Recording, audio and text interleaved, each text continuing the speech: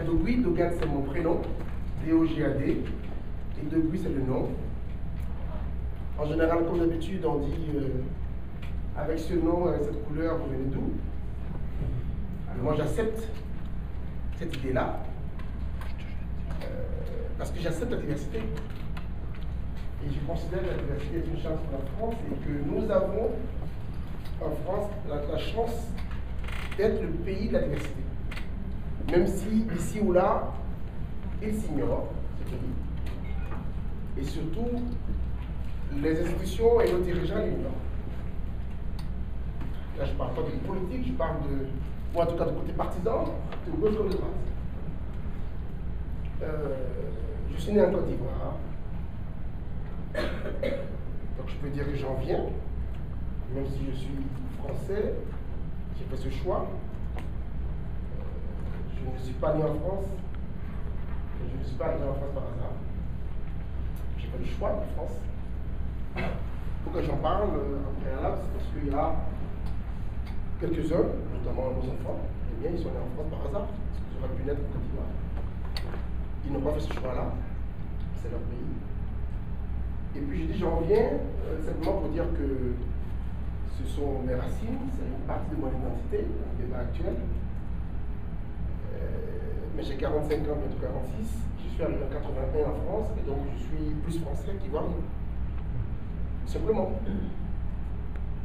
Donc, ma vie est ici, ma famille est ici, mes parents sont là-bas, pour des raisons d'affaires ou politiques. Politique française. J'y vais de temps en temps, pour ne pas dire souvent, mais là comme ailleurs, en Afrique, parce que je reste attaché à l'Afrique. Et puis, juste pour répondre à la traduction, moi je crois à la diversité. Bien sûr que ça peut être un concept marketing. Mais avec deux préalables. Le premier, c'est que la diversité, ce n'est pas les minorités. Sinon, c'est un mauvais sens, c'est un contresens. Parce que la diversité, c'est la France. On a la chance d'être le pays de la diversité. Le souci, quand il y a un souci, c'est que cette diversité de la population, du peuplement, au fil de l'histoire,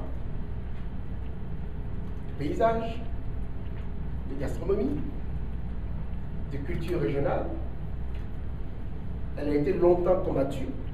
N'oubliez pas que pour faire la nation, il a fallu un moment, enfin, il a fallu, en tout cas, on a sabré un coup de lance des duchés entiers.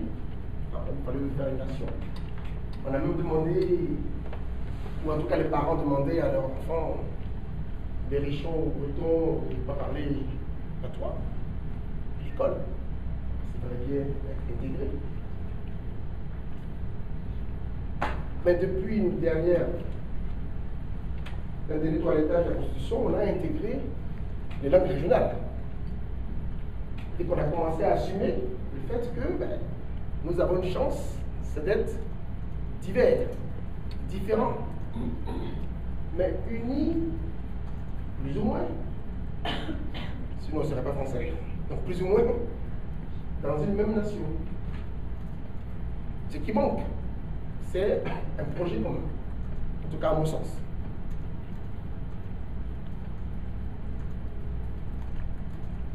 L'historien Brodel disait que la nation est un concept politique.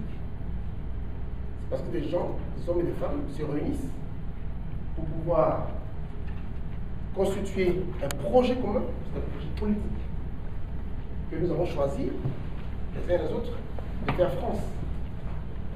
Donc, j'en parle tout de suite parce que, à un moment ou l'autre, on reviendra à ces éléments-là sûrement dans le débat et dans les questions. Donc, c'est bien qu'on aborde tout de suite et que vous ayez mon point de vue. Je pourrais étayer si besoin. C'est que la nation, elle est plurielle dans son fondement. En tout cas, la France n'est pas l'Allemagne, n'est pas l'Espagne. Et souvent, on dit, mais nos voisins sont nos voisins.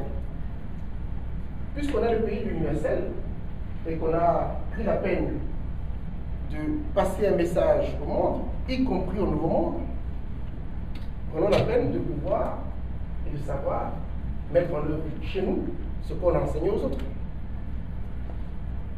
Et donc acceptons que nous soyons le pays de la diversité. La diversité ne peut se concevoir qu'en intégrant tout le monde.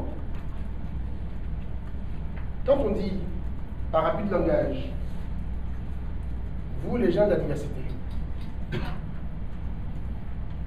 pour nous de la diversité, nous voulons.